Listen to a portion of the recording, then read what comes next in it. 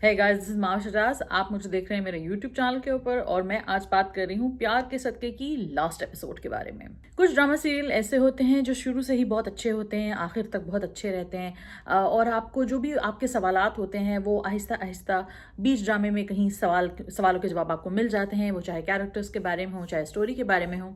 और कुछ ड्रामे ऐसे होते हैं जो बीच में आपको लगता है कि यार ये बड़ा फ्रस्ट्रेटिंग है, मुझे समझ नहीं आ रहा है ऐसा क्यों हो रहा है, वो कहीं कहीं आपको डिसअपॉइंट भी करता है। लेकिन इवेंचुअली एक ऐसा पॉइंट आता है जब आप फाइनली वो पूरा ड्रामा देख लेते हैं और फाइनली जब वो पूरी चीज़ अपने अख्ताम को पहुंच जाती है तो आप बहुत सेटिस्फाइड फील करते हैं, क्योंकि आपको लगता है कि हाँ, जो जो सवालात थे वो कहीं ना कहीं थोड़े थोड़े तरीके से आपको उनके जवाबात मिल गए। थोड़ी देर से मिले, कुछ के बहुत जल्दी मिल के ख़त्म हो गए थे, लेकिन फाइनली जो एंड है या जो पॉइंट जिस पे आप फाइनली कहते हैं कि ओके यार दिस वाज द ड्रामा, वो पॉइंट जो है बड़ा सेटिस्फाइंग हो। प्यार के साथ के उन ड्रामों में से था जिसमें बहुत सारे क्वेश्चंस मेरे पास थे अबाउट द डिफरेंट कैरेक्टर्स, लेकिन फाइनली अब चूंकि ये ड्रामा ख़त्म हो गया है तो इसमें मुझे पता चल गया है कि क्या जो कैरेक्टर्स की थी वो मोटिवेशंस थी, उनके क्या आइडियाज़ थे, क्या लॉजिक्स थी उनके पीछे। कभी कभी जब हम एक बहुत अच्छा अदाकार देखते हैं, जैसे बिलाल अब्बास खान का जो किरदार था, जो कि अब्दुल्ला का किरदार था, कभी कभी जब उनमें हम बहुत सारे ऐसे क्वालिटीज़ खुद एट्रीब्यूट कर देते हैं। फॉर एग्जाम्पल ये कैसे हो सकता है कि बिलाल अब्बास खान जो हैं, जो इतने ज़बरदस्त हीरो हैं, जो एक्टर हैं, जो मेन लीड है, वो स्टैंड क्यों नहीं लेता, वो जाके अपनी हीरोइन को क्यों नहीं बचाता, वो सच क्यों नहीं बोलता, वो सारी चीज़ें सही क्यों नहीं करता। लेकिन एट द सेम टाइम हमें ये समझने की ज़रूरत है कि जो भी किरदार मेन हो, ज़रूरी नहीं है कि वो हमेशा सही काम करे या हमेशा सच का साथ दे। कभी कभी एक मेन किरदार जो है बड़ा ह्यूमन होता है। और यही बात जंजबील आसिम की राइटिंग की बहुत अच्छी बात है कि उन्होंने एक ऐसा मेन किरदार आपको दिया, या हमने देखा उसको पिछले कई हफ्तों में, तकरीबन 30 हफ्तों में, कि जिसमें उसने बहुत सारी हरकतें ऐसी की जो कि एक आम इंसान करता।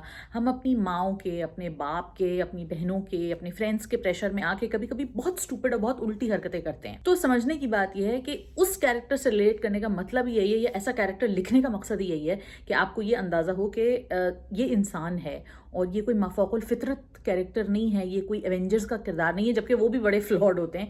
तो ये एक इंसान है और एक इंसान की जो ये स्ट्रगल है, तो ये जो इंसान की स्ट्रगल है उसका आपने साथ दिया है पिछले 30 हफ्तों में। फिर हम बात करते हैं माँ जबीन की। माँ जबीन एक ऐसी कैरेक्टर थी जो कि यमुना जैदी ने बहुत खूबसूरती से इसको अदा किया। एक ऐसा कैरेक्टर था जो कि लिखा इस तरह गया था कि उसकी जो मोटिवेशंस थी या जो उसके प्रॉब्लम्स थे, उसमें कहीं कहीं उसको बहुत एम्पावर्ड दिखाया और कहीं कहीं उसको बिल्कुल पैसिव दिखा दिया, क्योंकि कहानी किसी और रुख की तरफ चली गई थी। लेकिन अगेन इसका हरगिज़ ये मतलब नहीं था कि वो ह्यूमन नहीं रही, या अगेन उसको माफौकुल फितरत किस्म की स्ट्रेंथ नहीं आई कि अचानक से उसके पास बिल्कुल स्ट्रेंथ आ गई। वो होती चीज़ बड़ी कथार्टिक है, लेकिन जो अच्छी बात ये थी वो ये थी कि एक कैरेक्टर जो कि वशमा का कैरेक्टर था, which was also played beautifully by Saraha Asghar, वो शुरू से बहुत स्ट्रॉन्ग कैरेक्टर था। तो वो किरदार जो शुरू से बड़ा स्ट्रॉन्ग हो और शुरू से बहुत अच्छा हो, जब वो स्टैंड लेता है तो वो लॉजिकल लगता है। अगर माँ जबीन अचानक से वशमा की तरह बिहेव करने लगती तो थोड़ी देर के लिए तो मज़ा आता, लेकिन ऑब्वियसली वो बहुत लॉजिकल बात ना होती। सबसे सेटिस्फाइंग जो एक्सप्लेनेशंस थी वो मंसूरा की एक्सप्लेनेशंस थी, उनके कैरेक्टर की एक्सप्लेनेशंस थी कि क्यों उन्होंने वो किया जो किया। और जब उनकी आंखें खुली तो उनकी पूरी तरह आंखें खुली, उनको पूरी तरह समझ में आ गया कि वो कहाँ कहाँ गलत थी, कहाँ क्या उनकी प्रॉब्लम्स थी। इसी तरह उमैर राना का जो किरदार था, जो कि एक प्रॉपर विलन का किरदार था, वो सारे काम उसने गलत किए थे। लेकिन जैसे एक राइटर आपको कोई भी इंसान, चाहे वो विलन हो या चाहे हीरो हो, उसका एक पूरा ग्रोथ और डेवलपमेंट दिखाता है कि आखिर ये इस तरह की हरकतें इसने क्यों की हैं। और वो इसीलिए की हैं क्योंकि जिस तरह की उसकी ब्रिंगिंग अप थी, जिस तरह की अपॉर्चुनिस्ट किस्म की उसकी माँ थी, और जैसा वो खुद था, जिस तरह की तकलीफ़ें उसने देखी, तो फिर ऐसे लोगों के अंदर राइट और रॉन्ग का जो कंपस होता है वो बिल्कुल वैसे ही टूट जाता है। और इसीलिए वो उसके लिए एक ऑब्जेक्ट ऑफ अफेक्शन बन गई थी माँ जबीन। तो उसको हासिल करने के लिए उसने कुछ भी करना था। मंसूरा उसके लिए डील थी, ये सारे बच्चे जो मंसूरा के थे ये इसके लिए रुकावटें थे। तो वो जो जिस तरह उमैर राना ने उसको पोर्ट्रे किया है, बहुत ज़बरदस्त तरीके से पोर्ट्रे किया है, उसमें बहुत ह्यूमैनिटी है, उसमें एक अंडरस्टैंडिंग है कि ये क्यों कैरेक्टर ऐसा है। और ये बहुत इंपॉर्टेंट बात है राइटिंग की कि आपको अंदाजा हो कि कोई कैरेक्टर ऐसे क्यों कर रहा है। जैसे मंसूरा का किरदार है, मंसूरा को समझ में आई कि उसने ऐसा क्यों किया था, वो किस एक फॉग का शिकार थी, वो एक्सेप्ट क्यों नहीं करना चाह रही थी अपनी प्रॉब्लम्स को, और वो क्यों नहीं सर्वर के अगेंस्ट स्टैंड ले रही थी। और ये सारी चीज़ें जब उसके सामने से नजर आती हैं और जब वो अपने बच्चों के लिए खड़ी होती है, तो फिर एक बच्चों के लिए जब एक माँ खड़ी होती है तो उससे ज़्यादा फियर्स फाइटर कोई नहीं हो सकता। डिफरेंट कैरेक्टर्स की डिफरेंट जर्नी थी और वो एक्सेप्ट करना बड़ा अच्छा लगा, क्योंकि कोई लूप होल्स नहीं थे, कोई ऐसे क्वेश्चंस नहीं थे जो अनआंसर्ड थे।